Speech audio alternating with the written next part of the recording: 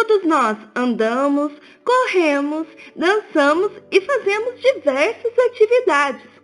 Mas você sabe por que isso é possível? Isso se dá ao fato de possuirmos uma estrutura de sustentação chamada de esqueleto. Associado a ele, temos o sistema articular. Eu sou a professora Kevin e vamos falar um pouco sobre o sistema articular e algumas curiosidades. Vamos lá? O que é o sistema articular? Ele também é conhecido como artrologia, ciência que estuda as articulações. O conceito é a união entre duas ou mais estruturas rígidas, ossos, cartilagem e dente, que pode ou não apresentar movimento. A sua classificação. Embora apresente consideráveis variações entre elas, as articulações possuem certos aspectos estruturais e funcionais em comum que permite classificá-las em 3 grandes grupos: fibrosas, cartilagíneas e sinoviais. O critério para essa divisão é a natureza do elemento que se interpõe às peças que se articulam.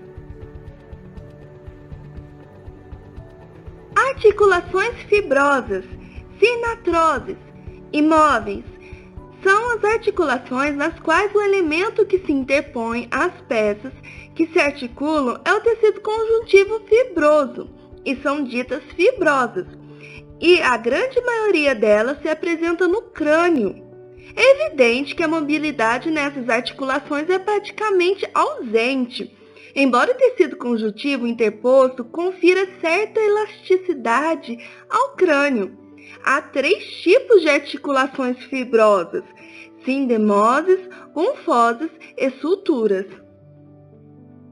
Sindesmoses são as membranas interósseas presentes no antebraço, membrana interóssea do antebraço ou sindemose radioulnar, e na perna, membrana interóssea da perna ou sindemose tibiofibular. Gonfoses, articulações fibrosas entre os alvéolos dentais da maxila e mandíbula com os dentes. Suturas são encontradas entre os ossos do crânio.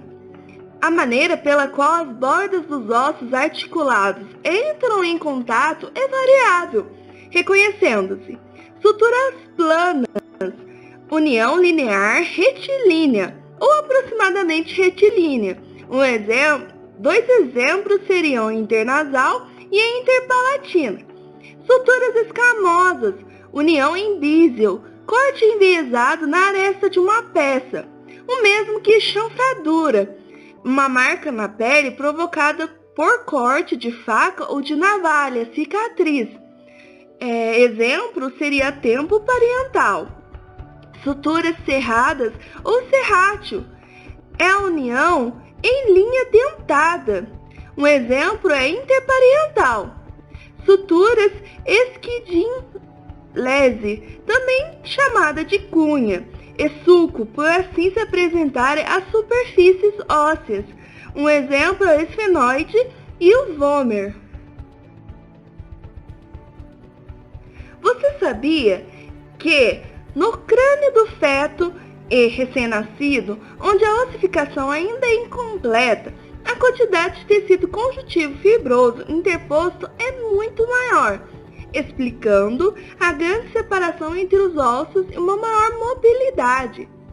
É isto que permite, no momento do parto, uma redução bastante apreciável do volume da cabeça fetal pelo cavalgamento, digamos assim, dos ossos do crânio. Esta redução de volume facilita a expulsão do feto para o meio exterior. Se observar atentamente um crânio de feto em vista superior, um outro fato que pode ser notado, em alguns pontos a separação entre os ossos é maior pela presença de maior quantidade de tecido conjuntivo fibroso. Estes são pontos fracos na estrutura do crânio. denominados fontanelas ou fontículos e vulgarmente chamados de moleiras. Desaparece quando se completa a ossificação dos ossos do crânio. Com o passar do tempo, os ossos da cabeça vão crescendo até que se encostam e colam uns nos outros, fechando a fontanela quando a criança tem cerca de 1 ano e meio de idade. Embora já tenha sido descrita anteriormente, seria interessante lembrar que na idade avançada pode ocorrer a ossificação do tecido interposto, sinatrose, fazendo com que as suturas pouco a pouco desapareçam e com elas a elasticidade do crânio. Articulações cartilagíneas, anfiartroses, com movimentos limitados. Neste grupo de articulações, o tecido que se interpõe é uma cartilagem. Tipos de articulações cartilagíneas: sincondroses e sínfises. Em ambas, a mobilidade é reduzida.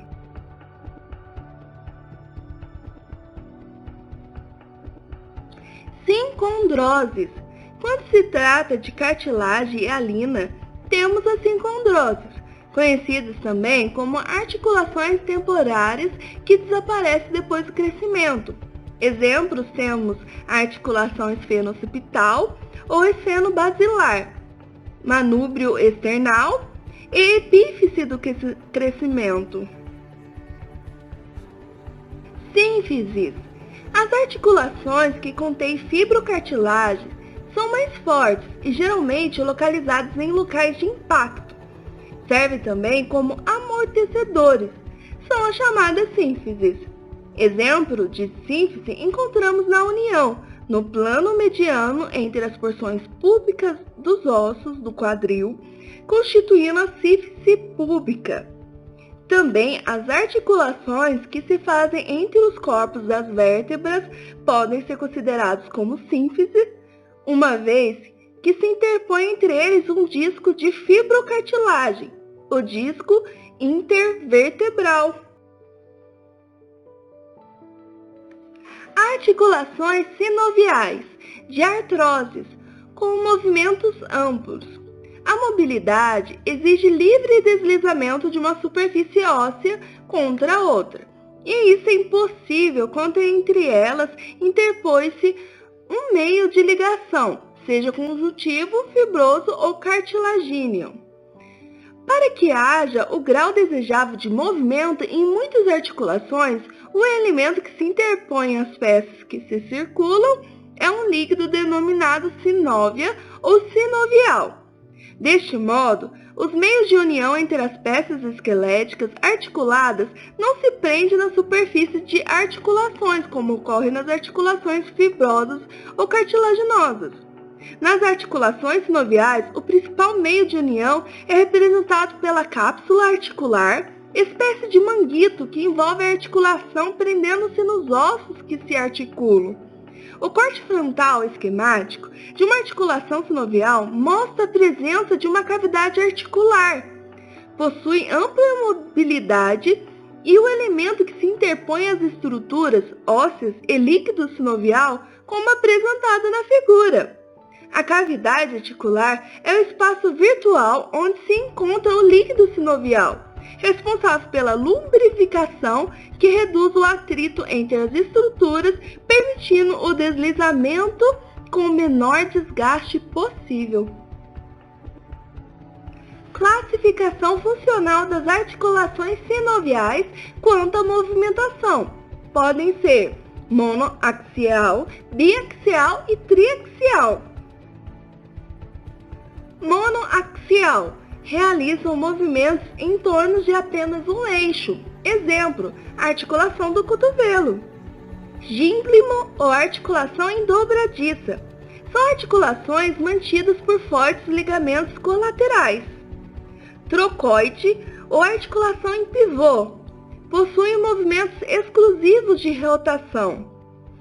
A articulação é formada por um processo em forma de pivô rodando dentro de um anel ou um anel sobre um pivô. Podemos ver um raio-x da articulação do cotovelo na imagem ao lado.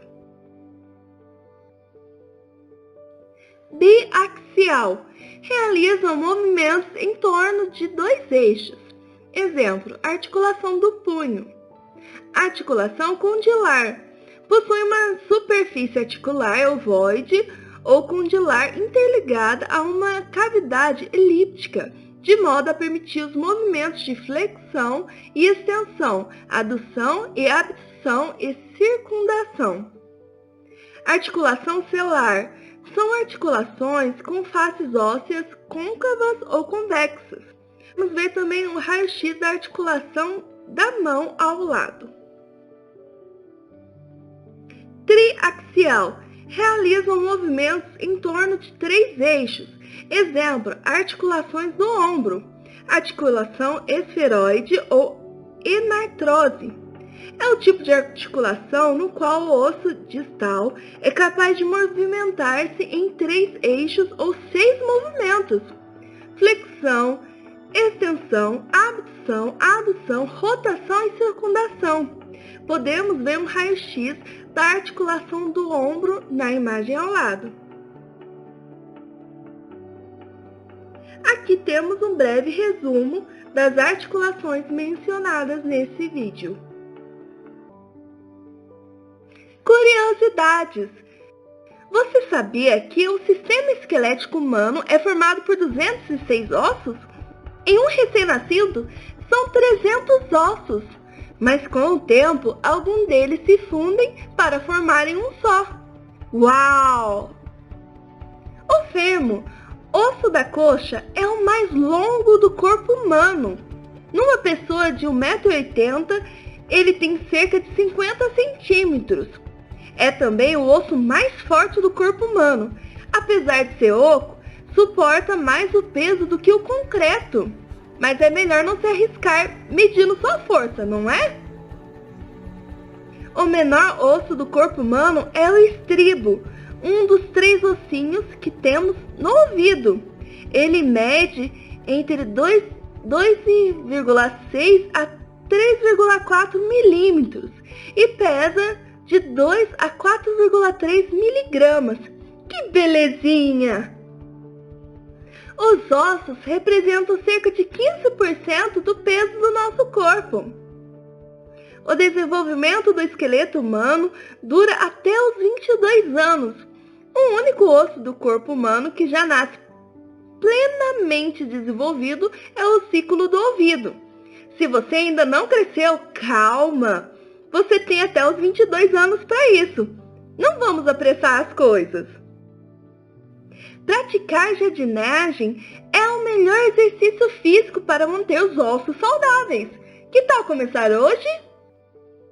Apesar de o exterior dos ossos serem duros, seu interior é leve e mole. Esse tecido é composto por 75% de água.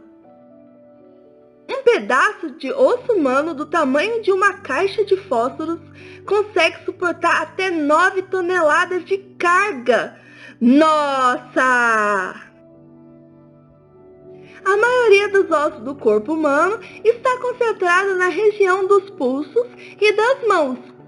Só nessa parte do corpo há 54 ossos diferentes. Em seguida, vem os pés, compostos por 26 ossos, e a face, que tem 14. Os humanos e as girafas têm o mesmo número de ossos no pescoço. A diferença é que os ossos da girafa são muito mais longos. Eita, já pensou ter o pescoço daquele tamanho? Ufa, eu, hein? Então é isso, pessoal. Obrigada por assistir. Se gostou, deixe seu like, se inscreva no canal e deixe seu comentário para que possamos produzir mais conteúdos como este. Tchau!